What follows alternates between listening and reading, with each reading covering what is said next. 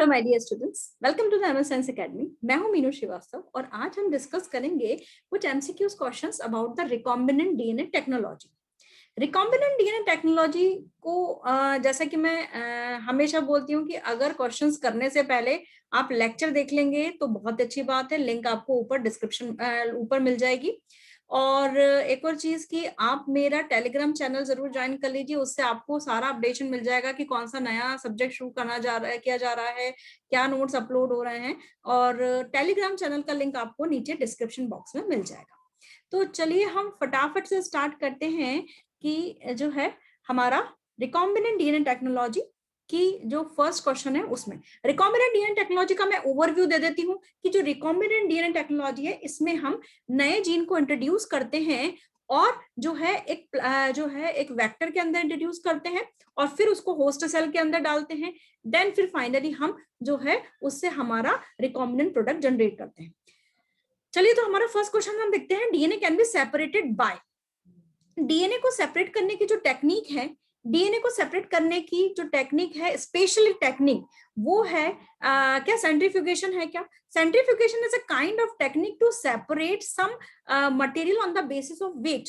ठीक है, centrifugation machine जो होती है आपकी, अगर आपने देखा हो तो वो कर सकता है, लेकिन उससे हम डीएनए सेपरेट नहीं कर सकते। तो हमारा ए ऑप्शन उसमें कहीं से कहीं तक भी सही नहीं होता। ऑटो रेडियोग्राफी सेपरेशन की टेक्निक नहीं है, ये डिटेक्शन की टेक्निक है।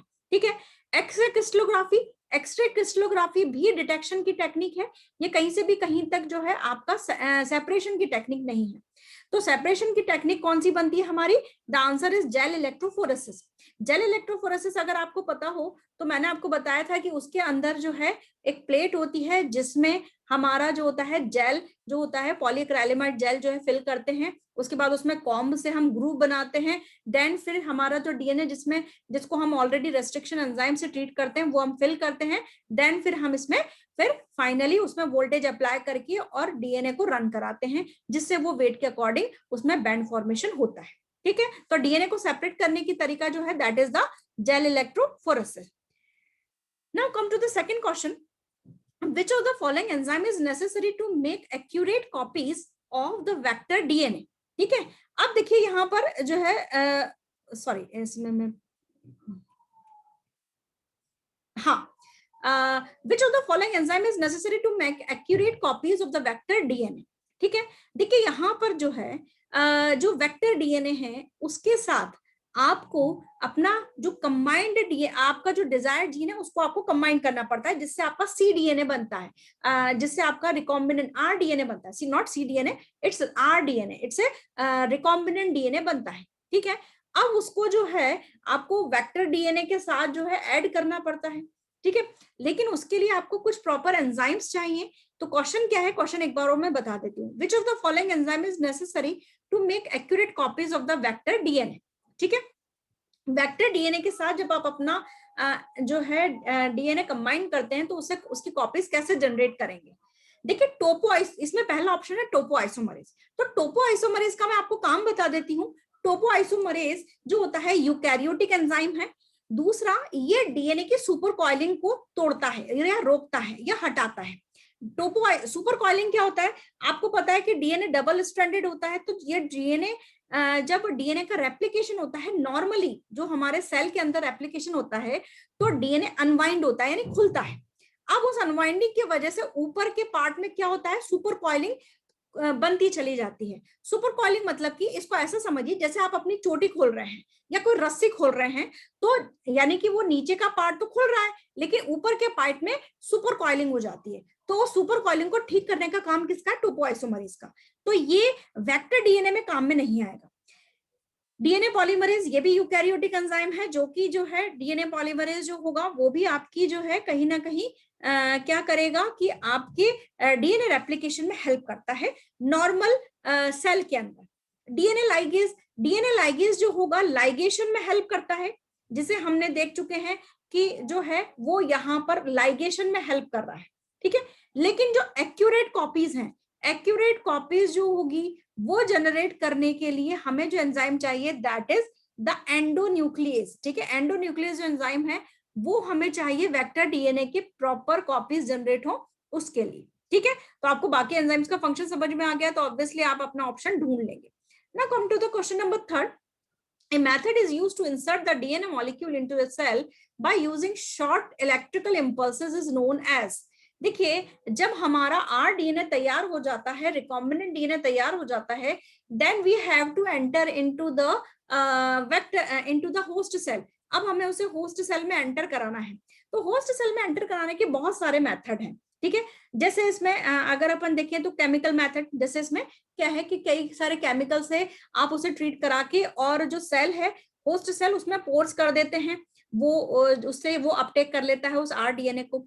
माइक्रो इंजेक्शन है, माइक्रो इंजेक्शन बहुत प्रोमिनेंट मेथड है।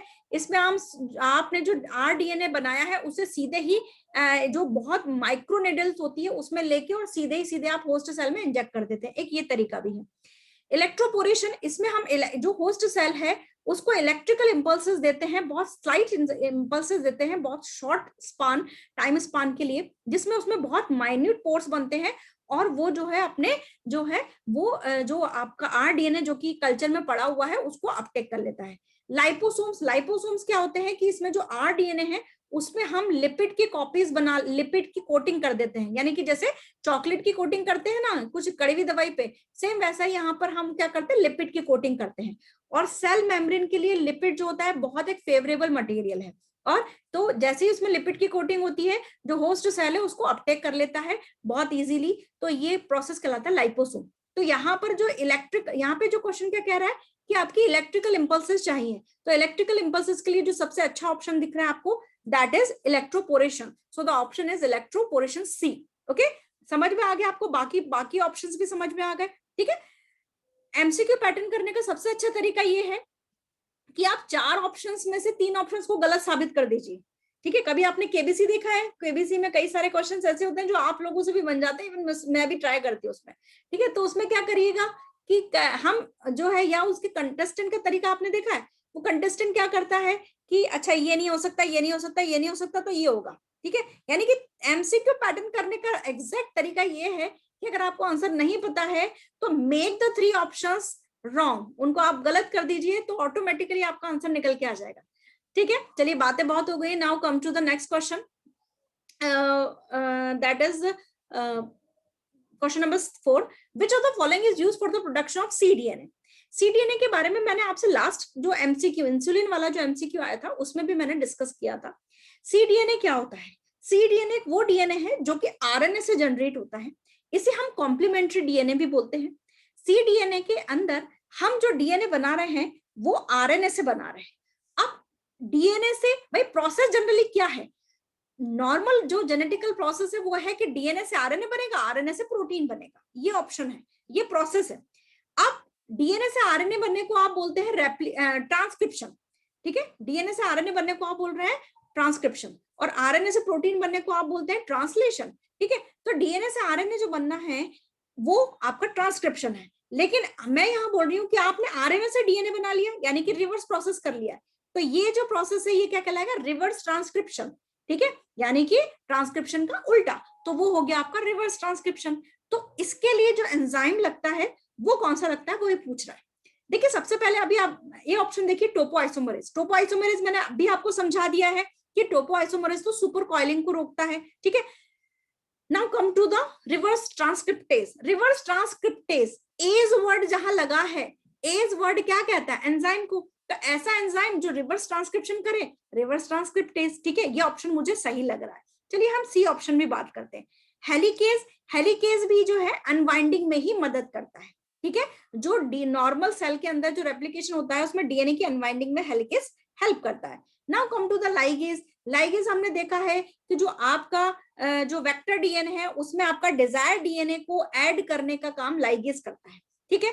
तो यहाँ पर जो ऑप्शन है वो मुझे क्या दिख रहा है, that is the B option, reverse transcriptase, ठीक है।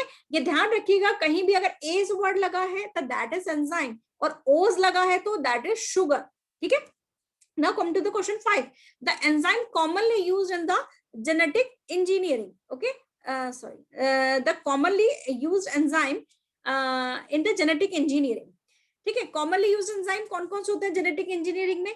जेनेटिक इंजीनियरिंग की बात कर रहा है वो, नॉर्मल सेल प्रोसेस की बात नहीं कर रहा है, इस चीज को ध्यान दीजिएगा। लाइगेज, लाइगेज जरूरी होता है लाइगेशन के लिए, अटैचमेंट के लिए। चलिए ये लग रहा है ए में लाइगेज सही है। पॉलीमरेज, डीएनए पॉलीमरेज जो है वो नॉर्मल सेल के अंदर काम करता है, लेकिन याद करिए पीसीआर, पीसीआर में टैग पॉलीमरेज होता है जो कि हाई टेम्परेचर को टॉलरेट कर लेता है, ठीक है। लेकिन यहाँ पर इसने डिस्क्राइब नहीं किया विच इज पॉलीमरेज, तो आप इसको भी रखेंगे होल्ड पे। Now come to the restriction endonuclease and topoisomerase, ठीक है। फिर इसने यहाँ पर मट्टी पलीत कर दी, कैसे? टोपोआइसोमरेज इसने सेल वाला एंजाइम दे दिया है जो कि नॉर्मल टेम्परेचर पे ही काम करेगा। ये ध्यान रखिएगा, जो normal cell temperature cell enzymes हैं वो नॉर्मल हमारे जो सेल टेम्परेचर है उन पे काम करते हैं, ठीक है। रेस्ट्रिक्शन एंडोन्यूक्लियस हो सकता है, तो इसमें भी एक ऑप्शन सही आ रहा है, एक ऑप्शन गलत आ रहा है। Now come to the C option, restriction endonuclease and ligase. Ligase ligation में हेल्प करता है, रेस्ट्रिक्शन एंडोन्यूक्लियस, रेस्ट्रिक्शन एंडोन्यूक्लियस हमने पढ़ रखे हैं, रेस्ट्रिक्शन एंजाइम्स कटिंग में हेल्प करते हैं। तो I think that is C option, मुझे दोनों में सी में दोनों चीजें सही लग रही हैं। Now come to the helicase and ligase. Helicase जो होगा वही अनवाइंडिंग में हेल्प करता है, लाइगेज जो होता है लाइगेशन में हेल्प करता है। तो सभी में एक ऑप्शन गलत आ रहा है, एक ऑप्शन सही आ रहा है, लेकिन जो सी ऑप्शन है उसमें दोनों ऑप्शन आपके क्या आ रहे हैं? सही आ रहा है। चलिए now come to the question number 6, construction of recombinant DNA involve. भाई रिकॉम्बिनेंट डीएनए की जो आर डीएनए है उसको इन्वॉल्व उसमें उसके कंस्ट्रक्शन में क्या क्या स्टेप्स होती हैं? Cleaving and joining the DNA segment with endonuclease. क्या आप डीएनए सेगमेंट को क्लीव करते हैं और ज्वाइन करने के लिए क्या सिर्फ एंडोन्यूक्लियस ले रहे हैं क्या? नहीं, रेस्ट्रिक्शन एंडोन्यूक्लियस क्लीविंग के लिए जरूरी है, लेकिन ज्वाइनिंग के लिए कौन सा एंजाइम चाहिए? लाइगेज। बी ऑप्शन देखिए, cleaving DNA segment with endonuclease and rejoining with ligase, ये तो कुछ ठीक लग रहा है मुझे, ठीक है। Now come to the C option, cleaving and rejoining the DNA segment with ligase. नहीं, लाइगेज क्लीविंग का काम नहीं करता है, क्लीविंग का काम रेस्ट्रिक्शन एंडोन्यूक्लियस करता है। Now come to the D option, cleaving DNA segment with ligase and rejoining with endonuclease. ये तो बिल्कुल ही अपोजिट बात कह दी इसने कि भाई डीएनए सेगमेंट को लाइगेशन से कैसे, लाइगेज एंजाइम से कैसे क्लीव करोगे आप उसको, तो ये ऑप्शन गलत है। तो आई थिंक आपको ऑप्शन पता लग गया होगा, ठीक है। द ऑप्शन इज बी, ठीक है, the cleaving DNA segment with endonuclease and rejoining with the ligase. Okay, चलिए now come to the question number 7, which of the following recombinant protein is used to dissolve blood clots causing acute myocardial infarction। जो myocardial infections है उसमें actually blood clotting का problem होता है और वहां पर जो होती है आपकी जो है ब्लड क्लॉट्स बनने लग जाते हैं। ब्लड क्लॉट्स बनने को कह सकते हैं कि इसका सबसे अच्छा जो ट्रीटमेंट है वो रिकॉम्बिनेंट टेक्नोलॉजी से निकाला गया है। और उसमें जो है, इसमें आपको अगर आप ऑप्शन देखें तो ए ऑप्शन तो आप सिरे से नकार देंगे। इंसुलिन कहीं से कहीं तक ब्लड क्लॉटिंग में कोई ना हेल्प करता है, ना मदद, ना कुछ वो दिक्कत पैदा करता है। इंटरफेरॉन्स जो है वो एंटीवायरल सब्सटेंस है, तो वो कहीं से कहीं तक भी कोई इश्यूज नहीं जनरेट करेंगे। Now come to the C and D option. D option anti haemophilic factor है, एंटी हीमोफिलिक फैक्टर है, यानी कि ये जो हीमोफीलिया जो होती है, जो ब्लड क्लॉटिंग जो है नहीं बन पाता है उनको जो है जनरेट करता है, ठीक है, जो उनको रोकता है, ठीक है। हीमोफिलिक डिजीज जो होती है ना, हीमोफिलिक डिजीज में क्या होता है कि आपके क्लॉट नहीं बन पा रहे हैं, ठीक है, तो मतलब ब्लड स्टॉप नहीं हो पा रहा है, उसकी क्लॉटिंग नहीं बन पा रही है, तो इस तरीके के फैक्टर जनरेट करते हैं। लेकिन यहाँ पर जो है वो कह रहा है, क्वेश्चन क्या कह रहा है? डिसॉल्व द ब्लड क्लॉट, जबकि एंटी हीमोफिलिक फैक्टर जो है ब्लड क्लॉट बना रहे हैं, ठीक है। Now come to the question option number C, tissue plasminogen activators. जो टिश्यू प्लाज्मिनोजन एक्टिवेटर्स होते हैं, the short name is the TPA. The TPA जो होते हैं वो एक्चुअली ये जो टिश्यू प्लाज्मिनोजन एक्टिवेटर्स होते हैं ये हमारी सेल्स में नेचुरल भी प्रेजेंट होते हैं और इन्हें हम रिकॉम्बिनेंट टेक्नोलॉजी से भी बना चुके हैं। टिश्यू प्लाज्मिनोजन एक्टिवेटर्स जो होते हैं ये ब्लड क्लॉट्स को रिमूव करने में बहुत बड़ी बहुत इंपॉर्टेंट रोल प्ले करते हैं। एंड दे आर कह सकते हैं कि इनको रिकॉम्बिनेंट टेक्नोलॉजी से अगर बना लिया गया है, चूंकि बना ही लिया गया है, तो एक कह सकते हैं कि हार्ट डिजीज में एक बूम सा आ चुका है, क्योंकि बहुत इजीली ये डिसॉल्व कर लेते हैं। बहुत सारी मेडिसिन जो होती है उनसे एक पेशेंट को बचाया जा सकता है, ठीक है। तो answer is the C, tissue plasminogen activator. Now come to the question number 8. PBR322 is a plasmid belonging to, we all know very well known about the PBR322. It's a बहुत important जो है plasmid है और बहुत बड़ा vector का role भी play करता है ये। तो ये किससे जो है रिलेटेड होता है ये हमें देखना है। First option is the saccharomyces cerevisiae. Saccharomyces cerevisiae है क्या, ईस्ट है, ठीक है, तो ईस्ट से रिलेटेड ये फैक्टर नहीं है। ऑल बैक्टीरिया, अगर मैं ये कहूं कि ये ऑल बैक्टीरिया है तो ये ऑप्शन गलत होगा, क्योंकि ये स्पेसिफिक जो बैक्टीरिया है उसी से रिलेटेड होता है। Now come to the option C, it's a virus, virus का वेक्टर नहीं है ये, ठीक है। ये जो है answer is the E coli, okay. So E coli it's a kind of bacteria, ठीक है। तो ई कोलाई के अंदर जो प्लाज्मिड वेक्टर होता है वो PBr322 होता है, और ये बहुत बड़ा वेल नोन वेक्टर है और बहुत रैपिडली यूज किया जाने वाला वेक्टर है, क्योंकि इसकी बहुत खासियत भी है, बहुत सारी ऐसी जो है खास बात है, ठीक है, जो कि क्लोनिंग वेक्टर्स में मैंने आपको पूरा डिस्क्राइब किया हुआ है, ठीक है। चलिए आगे ऑप्शन डी, चलिए question number 9, the process by which a foreign DNA is introduced into the bacteria, ठीक है, the process by which a foreign DNA is introduced into the bacteria, ठीक है। यहाँ पर देखिए जो ऑप्शंस हैं, ये क्वेश्चन क्या कह रहा है पहले तो, कि एक फॉरेन डीएनए जो है वो बैक्टीरियल सेल में अगर इंट्रोड्यूस कर रहे हैं आप, तो वो क्या प्रोसेस होगा। सबसे पहले ट्रांसडक्शन, ट्रांसडक्शन में जो फॉरेन डीएनए है वो इंट्रोड्यूस किया जाता है by the help of bacteriophage, है ना, या वायरस के थ्रू वो इंट्रोड्यूस करता है। तो यहाँ पर जो है वो बैक्टीरियोफाज वाला जो होगा, वो अगर ऑप्शन वो क्वेश्चन में होता तो आपका ट्रांसडक्शन आता। ट्रांसफॉर्मेशन, ट्रांसफॉर्मेशन जो है ये मैंने पूरा आपको ट्रांसफॉर्मेशन ट्रांसडक्शन बहुत अच्छे से पढ़ाया हुआ है, आप चाहें तो इनका लिंक जो है डाल के transformation by MS science academy डाल दें, आपको मिल जाएगा। तो उसमें मैंने आपको बताया हुआ है कि जो ट्रांसफॉर्मेशन है, जो कि ग्रिफिथ ने ये बताया था ये, और इसमें जो वो निमोनिया वाला जो रैबिट पे एक्सपेरिमेंट किया था, ठीक है, उन्होंने ये बताया था कि माउस पे जो एक्सपेरिमेंट किया था कि जो बैक्टीरिया है वो फॉरेन डीएनए को अडॉप्ट कर लेता है with the help of different जो है उसके जो है अलग अलग प्रोसेस के थ्रू अडॉप्ट करता है, ठीक है। तो जो बैक्टीरियल डीएनए सॉरी जो बैक्टीरियल सेल है वो फॉरेन डीएनए को जो एक्सेप्ट करती है, उसमें उस प्रोसेस को हम बोलते हैं transformation. So here the option is transformation. Further also we will discuss about the C and D option. Amplification, amplification जो होता है, एम्प्लीफिकेशन मतलब एम्प्लीफाई करना, आप किसी भी चीज को बढ़ा रहे हैं, तो यहाँ आप डीएनए सेगमेंट को बढ़ा नहीं रहे हैं। Now come to the D option, that is digestion. Digestion मतलब आप डीएनए को या किसी भी फॉरेन पार्टिकल को आप डाइजेस्ट कर रहे हैं, उसको डिग्रेड कर रहे हैं, तो डाइजेशन भी नहीं कर रहे हैं यहाँ पे। सो सीधे सीधे यहाँ पर ऑप्शन आपका क्या आ जाता है, transformation. The option is D. Now come to the question number 10, what may complicate the process of gene cloning within the cell, ठीक है।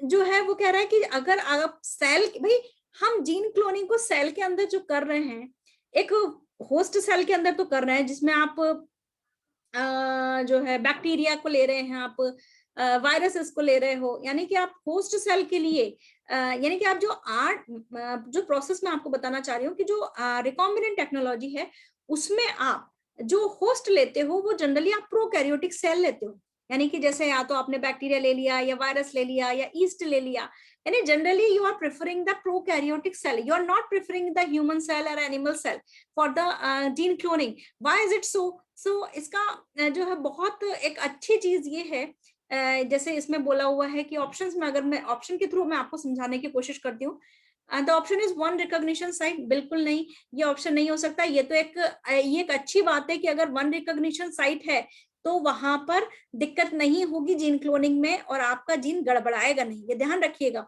अगर एक ही रिकॉग्निशन साइट है तो वहां पर आपका जीन गड़बड़ाएगा नहीं, जो आपने जीन डाला है वही जो है बनेगा। Now come to the B option, मतलब ए ऑप्शन तो नहीं होगा, बी ऑप्शन लाइगेशन, लाइगेशन तो इसमें हो ही नहीं सकता, ठीक है। Now come to the C option, more than one recognition site. The correct answer is C option, more than one recognition site. Why is it so? हम ये डिस्कस करते हैं। जो जीन क्लोनिंग है, जीन क्लोनिंग के अंदर हमने कहा है कि हम जो नॉर्मल सेल है उसके अंदर क्यों नहीं करवाते, हम जो है प्रोकैरियोटिक सेल क्यों चूज करते हैं, क्यों? क्योंकि जो ह्यूमन सेल है या जो एनिमल सेल है, यानी इनके अंदर बहुत कॉम्प्लिकेटेड डीएनए होता है, and these complicated DNA has more than one recognition site, यानी कि जो है वन रेप्लिकेशन साइट्स भी होती हैं, और वहां पर जो है एक से ज्यादा रिकॉग्निशन साइट अगर होंगी तो आपने जो डीएनए इंसर्ट किया है, जो डीएनए लाइगेट किया है, वो कहीं ना कहीं गड़बड़ाएगा, मतलब जो आपका डीएनए वो कंफ्यूज हो जाएगा कि what I have to replicate और नॉट, मतलब मुझे क्या रेप्लिकेट करना है और क्या नहीं करना है। तो this is the main question कि जो है कौन सी more than one recognition site जो है वो उसमें इश्यूज है। आई होप आपको लेक्चर समझ में आया होगा। कोई भी डाउट है you can ask me in the comment section, और इसी तरीके के एमसीक्यू पैटर्न्स लाके मैं फिर आपके साथ हाजिर होंगी। ठीक है, till then bye bye, have safe life, क्योंकि कोविड है, थर्ड वेव आने वाली है, so take care of your all your family members and goodbye, bye bye, thank you.